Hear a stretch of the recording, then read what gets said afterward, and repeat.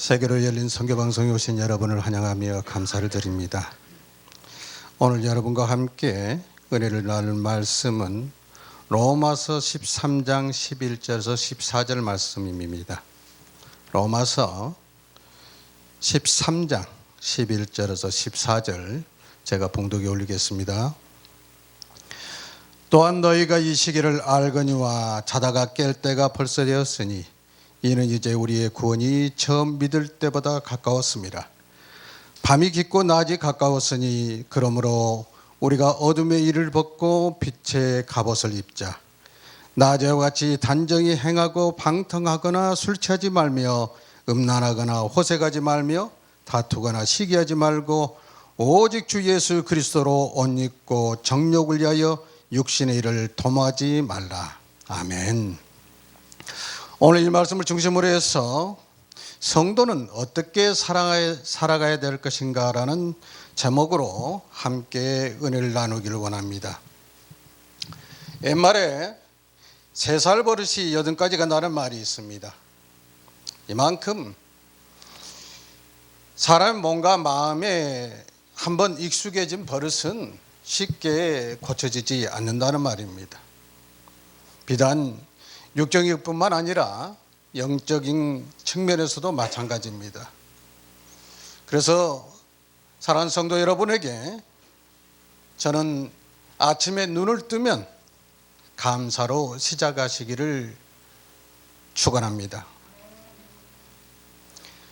간밤에 잠을 자는 중에도 생명을 지켜주시고 오늘이라는 새날을 허락받은 것에 대해서 감사하시기 바랍니다. 그리고 부모, 형제와 친지와 이 모든 이들이 건강하고 행복하기를 기원하시고 내게 허락한 오늘이 모든 것이 좋은 날이 될 거라고 생각하시기를 바랍니다. 이 말은 믿는 성도들뿐만 아니라 하나님을 믿지 않은 사람들에게도 해당되는 말입니다. 이것은 돈을 들이지도 않고 큰 힘을 들이지도 않고 또한 많은 시간을 사용하지 않고도 아주 좋은 일을 하는 것입니다. 이런 사람들은 영혼이 아주 맑고 풍성합니다. 마음에 항상 기쁨과 평안이 충만합니다. 그렇지 못한 사람들, 세상에서 욕심에 찌드는 사람들, 그리고 시기하고 질투하고 미워하고 다투고 원망하고 비방하고 남을 저주하는 사람들의 영혼은 참으로 피폐해져 있습니다. 먼저 남을 위해서 축원해준 좋은 일이 있기를, 또한 행운이 있기를, 건강하기를, 행복하기를 기원해주는 사람들에게는 참으로 사람의 향기가 나타나지만은 남을 시기하고 미워하고 다투고 원망하고 하는 사람들에게서는 죄의 냄새가 납니다. 그러므로 우리는 항상 좋은 생각을 하며 고운 말을 사용할 수 있도록 습관을 들이시길 바랍니다. 생각은 행동을 낳고 행동은 습관을 낳고 습관은 인격을 낳고 인격은 운명을 낳는다고 했습니다. 어떤 상황에서도 악보다 선을 찾고 어두운 면보다 밝은 면을 찾는 습관을 가지시기를 바랍니다. 지금 이 시대는 믿음을 지키며 살아가기가 참으로 매우 힘든 때입니다. 그러므로 성도가 믿음 생활할 때 어떤 자세를 갖느냐는 매우 중요합니다. 이것은 성도 개인을 넘어서 사회가 바른 사회로 성숙되어 가며 궁극적으로 하나님의 나라가 확장된다는 의미에서 대단히 중요합니다. 자, 여러분, 오늘 말씀을 통하여서 우리가 어떤 모습으로 살고 있는지를 점검하고 앞으로 어떻게 살아갈 것인지를 결단하는 은혜의 시간 되시기를 주님의 이름으로 축원합니다. 믿음을 지키며 살아가기 위해서는 시대를 분별할 줄 알아야 합니다. 만약 시대를 분별하지 못한다면 믿음을 바로 지킬 수가 없습니다. 예수님께서는 표적을 구하는 바리새인과 사두개인들에게 마태복음 16장 3절에 보면은 아침에 하늘이 붉고 흐리면은 오늘이 날이 굳겠다 하나니 너희가 날씨는 분별할 줄 알면서 시대의 표적은 분별할 수 없느냐고 책망을 하셨습니다. 지혜로운 자는 때와 시기를 분별할 줄 아는 자입니다. 노아는 시대를 분별해서 방주를 미리 준비해서 구원을 받았습니다. 오늘 11절에서 지금은 우리의 구원이 처음 믿을 때보다 가까워졌으니 자다가 깰 때라는 것입니다. 구원이 가까워졌다는 말은 주님의 재림이 그만큼 가까워졌다는 것입니다. 초림 때에 비하면 지금에 이르러서 2000년이나 가까워졌지 않습니까? 오늘 하루가 지난다면 그만큼 오늘 하루만큼 주님의 재림의 때가 더 가까워졌다는 것입니다. 그러므로 우리는 지금 주님이 재림의 때를 준비하면서 어떻게 살아야 될 것인가? 육신을 쫓아 살지 말고 영을 쫓아서 살아가는 것입니다. 그러나 지금 세상은 성도가 부요하고 평안하고 무사하고 구원의 때를 분별하지 못하면 영적인 잠이 들 수가 있습니다. 그러면 과연 우리는 어떻게 살아야 성도로서 잘 사는 것이고 어떻게 살아야 하나님께 영광을 돌릴 것인가? 첫째, 어둠의 일을 벗고 빛의 갑옷을 입어야 합니다. 구원의 때가 가까웠다는 것은 말세라는 것입니다. 요즘 많은 종교 지도자들이 세상에 나타나는 여러 현상을 보면서 지금은 말세 지말이라고 합니다. 말세 중에 말세지라는 얘기입니다.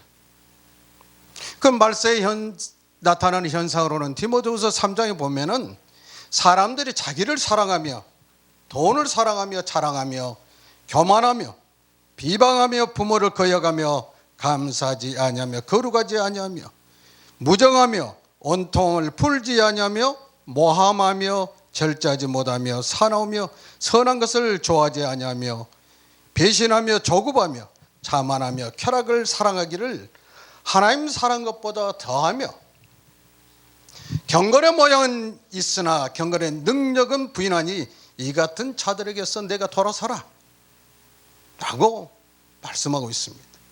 이 같은 현상이 지금의 우리의 모습이 아닌지 우리는 철저히 스스로를 점검해 봐야 될 것입니다. 우리가 깨어있지 못하고 생명과 능력이 없는 의식주의와 세속주의에 전락돼 가고 있는 것은 아닌지 우리는 말씀의 거울에 비춰서 우리의 모습을 발견할 수 있어야 할 것입니다. 서양 객원에 정직이 최대의 정책이란 말이 있습니다. 하지만 현실은 목적을 위해서라면 수단과 방법을 가리지 않고 탈불법을 저지르면서도 양심은 하인 맞아서 거리낌이 없는 것이 어찌 세상 사람들만의 모습이겠습니까? 우리들의 모습은 아닙니까? 우리는 세상 사람들보다 죄에 대해서 훨씬 민감해져야 합니다. 세상 사람들에게는 일상적으로 통용이 된다 할지라도 성도는 무슨 일이나 세상의 기준이 아닌 하나님 말씀의 잣대와 저울로 달아보아야 합니다. 그리고 성도는 세상의 것들과 하나님의 것들이 즉 의와 이가 갈등을 일으킬 때 반드시 하나님의 것, 성도는 하나님의 것, 하나님이 기뻐하시는 의를 선택해야 합니다. 하나님은 당신의 자녀들이 세상에서 구별되어지기를 바라시고 또한 당신의 자녀들을 통해서 영광 받으시기를 원하십니다. 그러므로 우리는 빛의 갑옷을 입어야 합니다. 빛의 갑옷을 입는다는 것은 에베소 4장 22절에서 24절의 말씀으로 유혹의 욕심을 따라 썩어져가는 구습을 따르는 옛사람을 벗어버리고 유혹의 욕심을 따라 썩어져가는 구습을 따르는 옛사람을 벗어버려야 합니다. 심령이 새롭게 되어서 하나님을 따라 의와 진리의 거룩함으로 새롭게 되는 것이 바로 빛의 갑옷을 입는 것이라고 말씀하고 있습니다. 성도는 어떻게 살아야 되는가? 두 번째로는 낮에와 같이 단정히 행하고 방탕하지 말고 술에 취하지 말아야 합니다. 세상 사람도 주색 잡기는 집안이 망하는 징조라고 했습니다. 늘 취해 살며 방탕한 생활을 일삼는다면 당연히 그 집안이 바로 서지 못하고 잘 될 리도 없고 망하는 것이 지름길 아니겠습니까? 하나님의 백성들이 이러한 모습으로 산다면 어떻게 되겠습니까? 바울이 당시 로마 교인들에게 이러한 권고를 한 것을 보면은 하나님을 믿는 자 중에서도 세상에서의 습성을 버리지 못하고 이와 같이 술에 인백인 사람들이 있었지 않았나 싶습니다. 오늘날에도 이런 경우가 많이 있을 것입니다.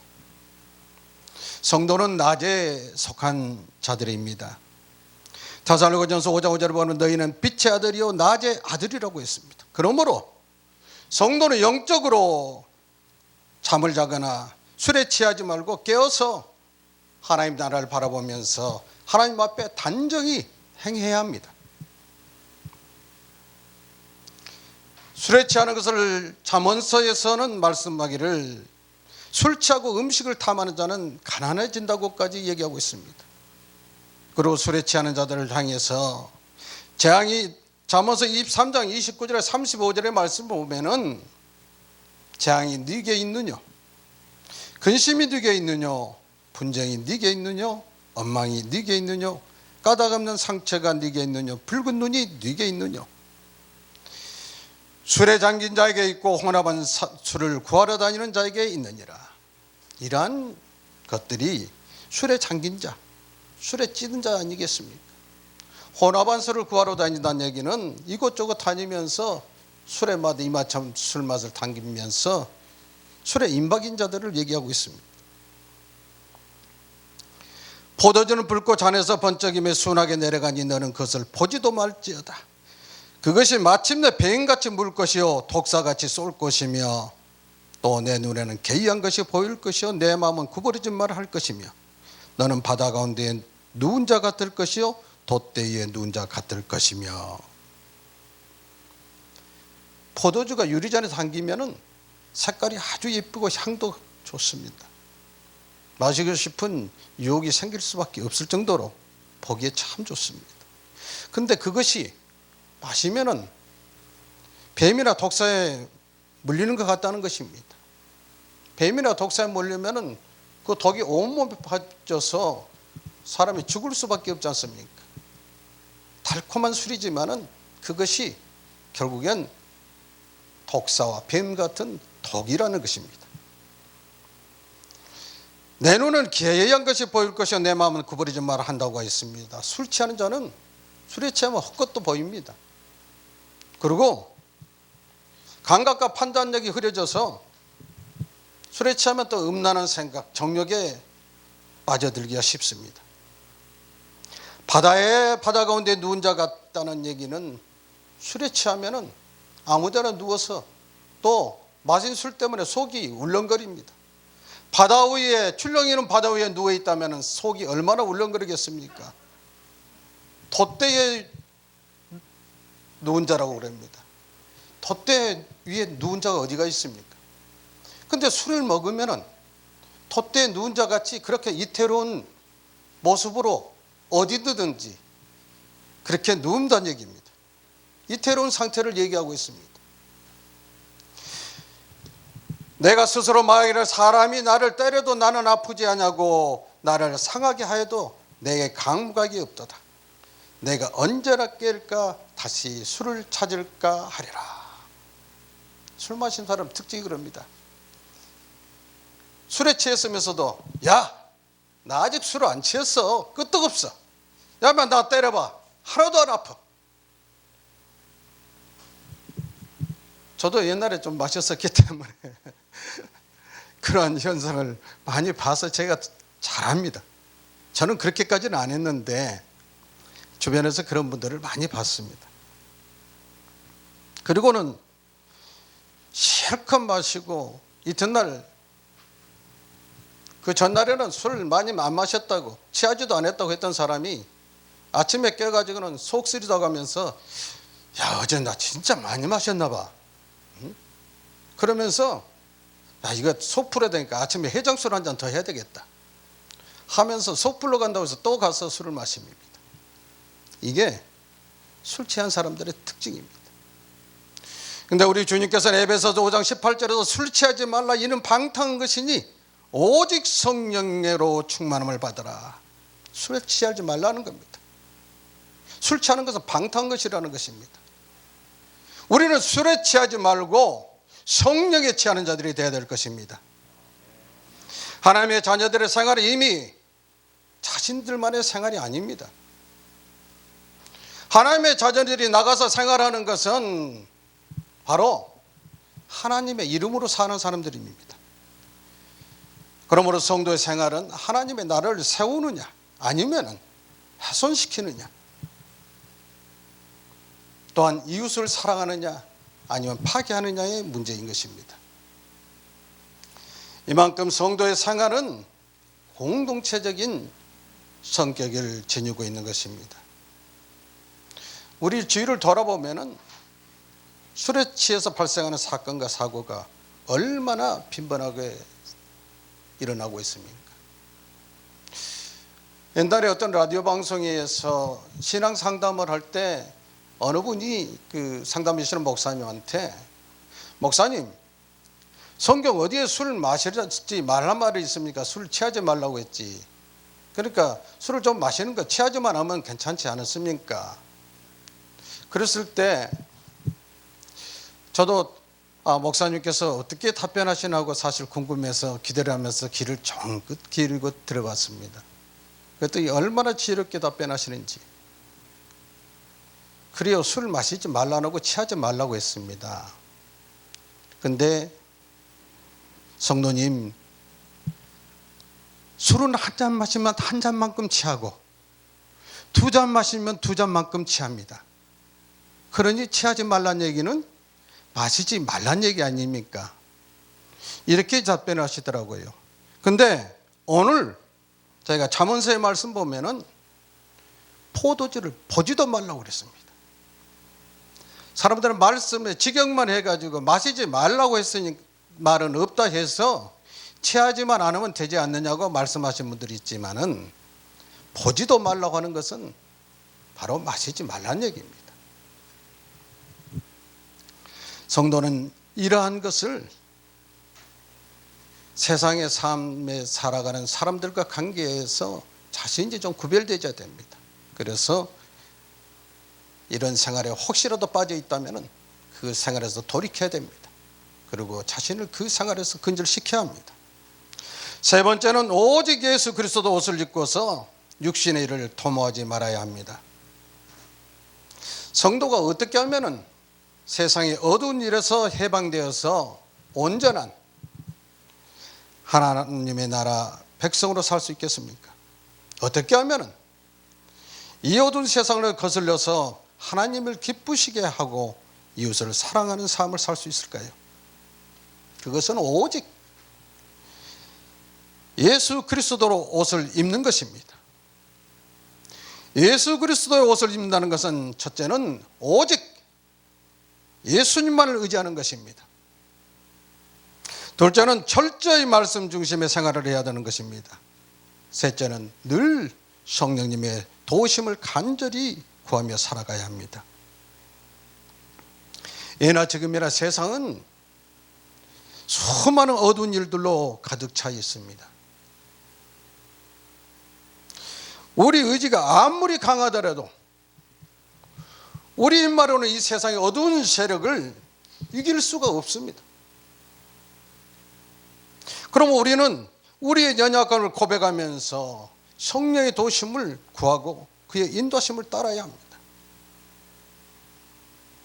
우리가 기도할 때도 우리를 연약하기 때문에 성령께서 도와주시지 않으면 기도로 승리하기가 어렵습니다.